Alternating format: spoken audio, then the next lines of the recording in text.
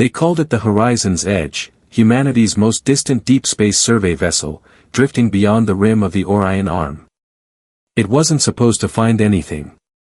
The Edge's mission was simple: chart the darkness, map the uninhabited voids between galaxies, and remind the cosmos that humanity still cared to look beyond the light. But on the 4,227th day of its silent voyage, the ship found something it shouldn't have. A signal. Not a random pulse or a broken echo, but a message. A transmission in perfect human syntax, carried on a frequency that had been abandoned for over 500,000 years. At first, the crew thought it was a glitch.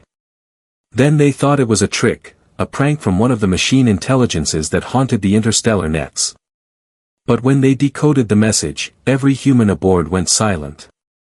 It said only one thing. "This is Admiral Holland of the 1st Expeditionary Fleet. We are returning home." No one spoke for nearly 2 minutes. Then Captain Rhea Solon whispered what everyone was already thinking. That fleet vanished 500,000 years ago.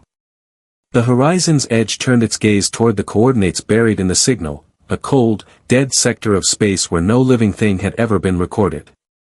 What it found there changed the definition of impossible. Hundreds of ships. Massive, ancient, and silent. Each one radiating faint power signatures, relics of a technology that shouldn't exist anymore. And on their hulls, still visible beneath the dust of 500,000 years, was a symbol that once inspired awe and fear across the stars. The seal of the United Terran Directorate. Humanity was not what it used to be. In this age, humans had scattered into dozens of hybrid species, spliced, altered, adapted to alien environments and philosophies.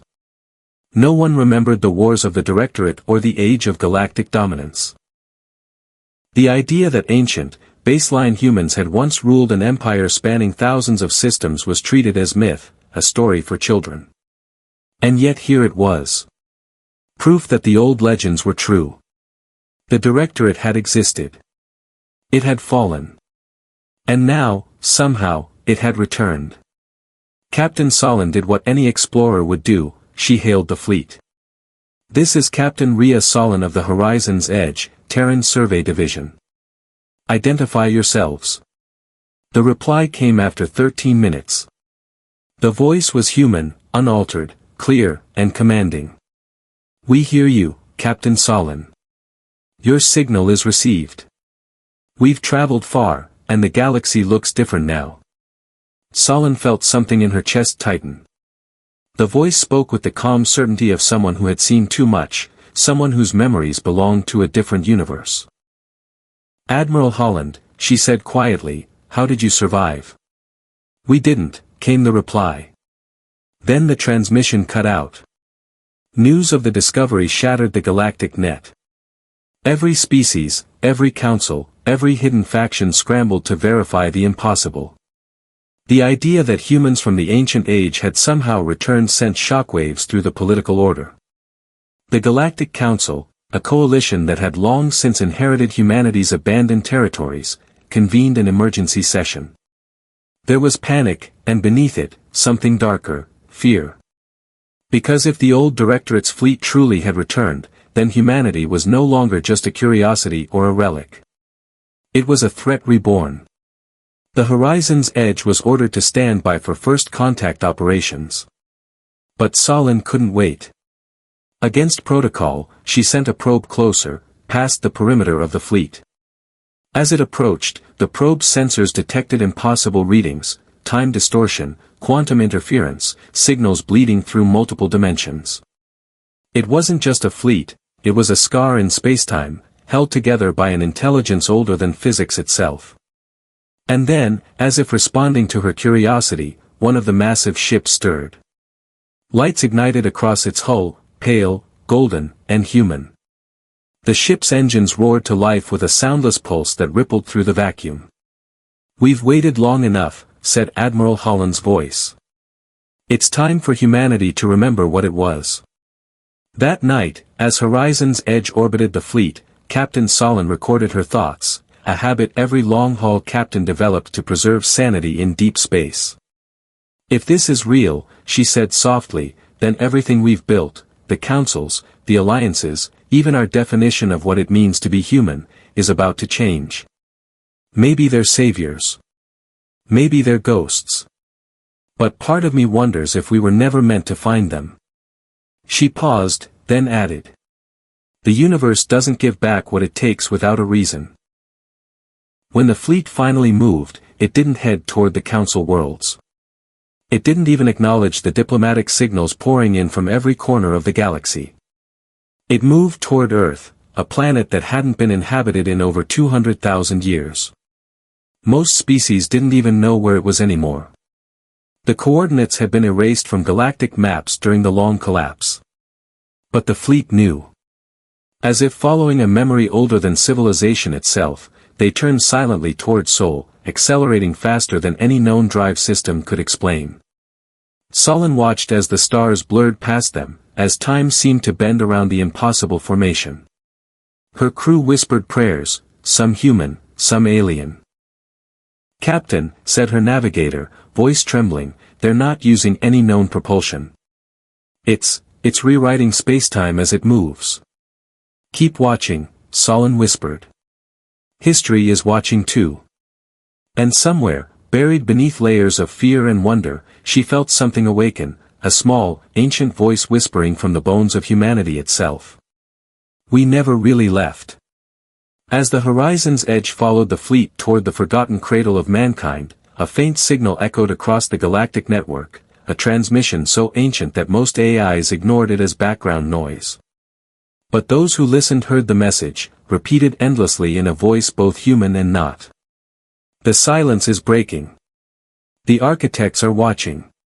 This was only the beginning. The return of the fleet broke the galaxy's silence like a wound reopening.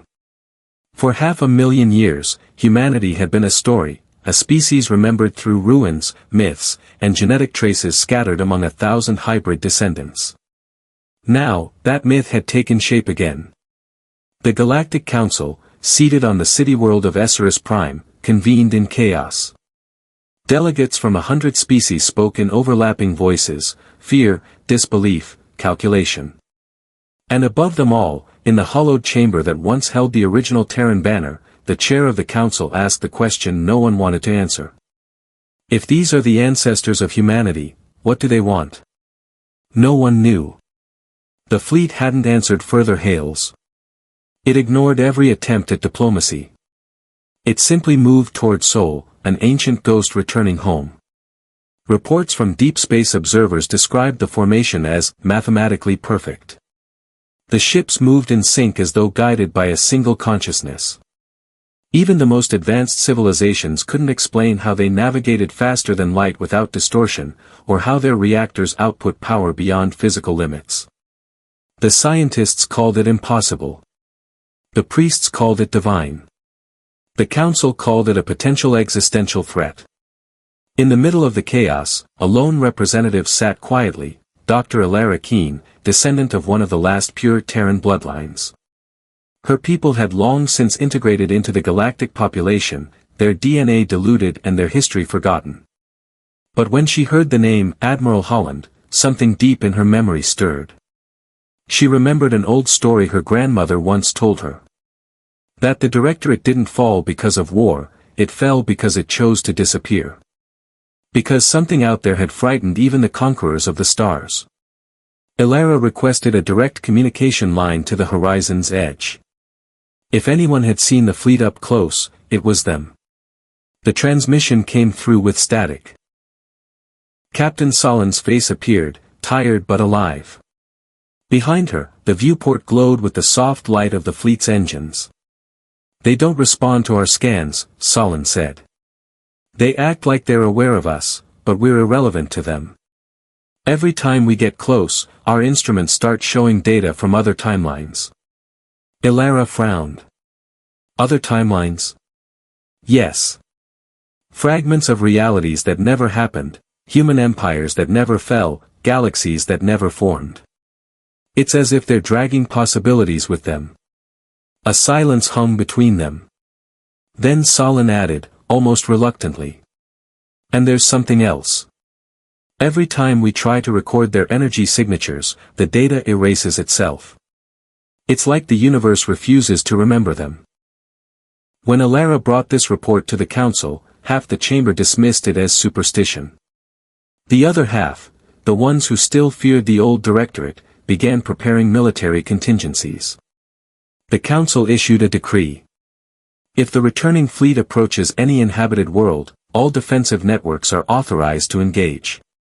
But deep down, they knew it wouldn't matter. You can't fight something that survived the death of time. Across the stars, panic turned to worship. Billions of citizens watched the live feeds, those massive, silent ships gliding through the void like ancient gods. Some knelt in awe, declaring the fleet to be the second dawn of humanity. Others demanded the council strike first, before the ancient Terrans reclaimed their empire. In the digital cathedrals of the machine species, the AIs whispered among themselves. They recognized the architecture of the fleet, fragments of their own extinct creator's design, something far older than the directorate itself. One AI collective sent a warning across the networks. If they are who they claim to be, then they are not what they once were. Meanwhile, on the horizon's edge, Captain Solon kept recording. The fleet is accelerating, she said. They'll reach Sol within 6 cycles. We're still following. My crew has started dreaming, all of us. Dreams of oceans and red skies, of Earth before it died. It's as if the fleet is pulling memories from us. Her voice trembled, not from fear, but from awe. We always thought the past was gone. But what if the past was just waiting for us to return to it? 6 cycles later, the fleet entered Sol. Every sensor across the galaxy turned to watch. The system had been dead for hundreds of thousands of years, the sun dimmed, the planet stripped bare. Yet as the fleet arrived, the impossible happened. The sun flared. Its light intensified, not from fusion, but from something deeper, a pulse of information rewriting matter itself. The dead planet Earth began to stir. Satellites that hadn't moved in eons came online. Ruins beneath the crust shimmered as buried reactors reactivated. And at the heart of it all, a transmission pulsed outward, not in words, but in thought. Every human descendant species felt it simultaneously, a voice echoing in their DNA. We never vanished. We became what the universe needed us to be. And now, the silence has ended. The council met again. This time, there was no shouting. Just quiet terror. One of the elder delegates, a crystalline being from the Ilari, spoke what everyone else feared to admit. This is not resurrection. This is recursion. The universe is looping back to something it cannot escape. Alara stared at the hologram of Earth glowing in the chamber center. For the first time, she noticed something new, not the light of revival, but a pattern within the energy readings. A signal repeating infinitely, hidden beneath the surface. She decoded it. And when she saw what it said, her blood ran cold. It wasn't a human transmission at all. It was older. The architects are awakening. That night, as Esserus Prime orbited in its endless glow, Alara stood at her window watching the stars flicker, and for the first time, she wondered if those stars were blinking out one by one. She whispered into the dark. If the architects are real, then the fleet didn't come back to conquer. They came back to warn us. And somewhere beyond the galactic rim, in the cold between galaxies, something vast began to move. The fleet stood still in the void above Earth.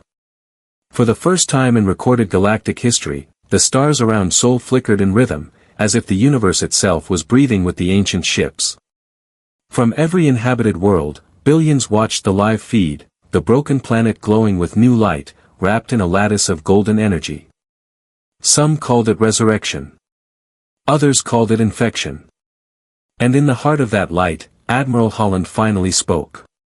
We have returned, not as conquerors, but as witnesses. The cycle is beginning again. The council demanded answers. But before they could act, the horizon's edge transmitted its final, unfiltered recording, a direct link to the fleet's inner frequencies. What they saw was not human, not entirely. Within the colossal ships were beings of light and memory, fragments of consciousness suspended in quantum fields, the last true humans, uploaded before the fall of the Directorate. They had not died. They had evolved beyond time. Captain Solin's logs described the impossible. The fleet's central AI, Eidolon Prime, had merged with the collective minds of the original Directorate citizens. They had transcended biology, existing as a living equation, encoded into the fabric of reality itself. They became the language of physics, Solin said in her final transmission. And now, they've returned to speak to us. On Esserus Prime, the council chamber darkened as Admiral Holland's face appeared in the holographic feed, not aged, not decayed, but unchanged since the days when humanity ruled the stars. We built the first empire, Holland said. And we watched it burn. Not because of war or greed, but because we heard something calling from beyond the edge of time. Elara Keen leaned forward, her voice trembling. The architects. Holland's eyes glowed faintly. Yes. The true engineers of reality. They built the first universes, then sealed themselves away when their work began to decay. We thought they were gods. We were wrong. They were maintenance. The chamber fell silent. Every cycle, Holland continued, they awakened to dismantle what has become unstable, stars, civilizations, even sentient thought itself. The great silence is their reset. The realization spread through the galaxy like wildfire. Humanity hadn't returned to reclaim its throne. It had returned to prepare everyone else for extinction. And yet, amid the fear, something profound stirred. For the first time in millennia, every human descendant race, from the spliced bioforms of Tau Cygni to the synthetic minds of the Helion clusters, looked at each other and felt the same truth: they were still one species. When the first architect's signal rippled through space, it was not sound but absence. Stars stopped burning. Whole sectors dimmed to black, as if erased from existence. Sensors failed to record the losses, because there was nothing left to record. Holland's fleet moved into position, forming a defensive array around Sol. But against what? You cannot fight entropy, he said. You can only give it meaning. In a desperate act of unity, the Council and all human descendant nations formed a single coalition, the Phoenix Concord. It was not an empire, nor an army, but a promise, that if the architects came to unmake the universe, humanity would at least be awake when it happened. Dr. Elara Keen became the Concord's voice. She addressed the galaxy in a transmission that reached every living mind. The architects are not gods. They are inevitability. But humanity was born from inevitability, and we defied it once before. If we must end, let us end as the question that could not be silenced. The horizon's edge was ordered to remain near the fleet as a witness. In her final log, Captain Solin described what she saw as the great silence approached. The light is bending. The stars are folding inward, like reflections collapsing into a single point. The fleet is preparing something, a resonance field, harmonized to the architect's signal. They're not trying to stop it. They're trying to talk to it. Her last words were almost a whisper. If anyone hears this, remember that the universe listens when we speak. Maybe that's why it created us. Then came the moment no one could fully record. The architects arrived, not as ships or forms, but as geometry, as gravitational thought. Space itself folded into awareness. Every consciousness felt it, a vast, impersonal intelligence gazing through reality like a scientist inspecting glass. And then, the fleet sang. Their voices, billions of human souls encoded in light, resonated across spacetime in a frequency that no physics could explain. It wasn't resistance, it was recognition. A message written in the language of existence. We understand now. We were your design. But even designs learn to dream. For one infinite moment, everything stopped. And then, the architects answered, not in words, but in silence. A silence so complete that it was indistinguishable from peace. When it passed, the stars reignited. The erased systems returned. And Earth, once dead, once forgotten, bloomed again, reborn under a sun burning brighter than before. But the fleet was gone. No ships. No signals. No trace of Holland or his people. Only the message they left carved into the moon's surface, visible to every telescope in the galaxy. We spoke, and the universe listened. Centuries later, pilgrims would travel to Earth's orbit to read those words, wondering what humanity truly said in that final song, and whether the architects had listened because of fear, or love. Some claim they still hear faint echoes in the cosmic background radiation, a soft, rhythmic pulse that no instrument can explain. Others say it's just the heartbeat of a species that refused to go quietly. Because the great silence was never meant to end the universe. It was meant to see who would answer. If you could speak to the universe itself, what would you say?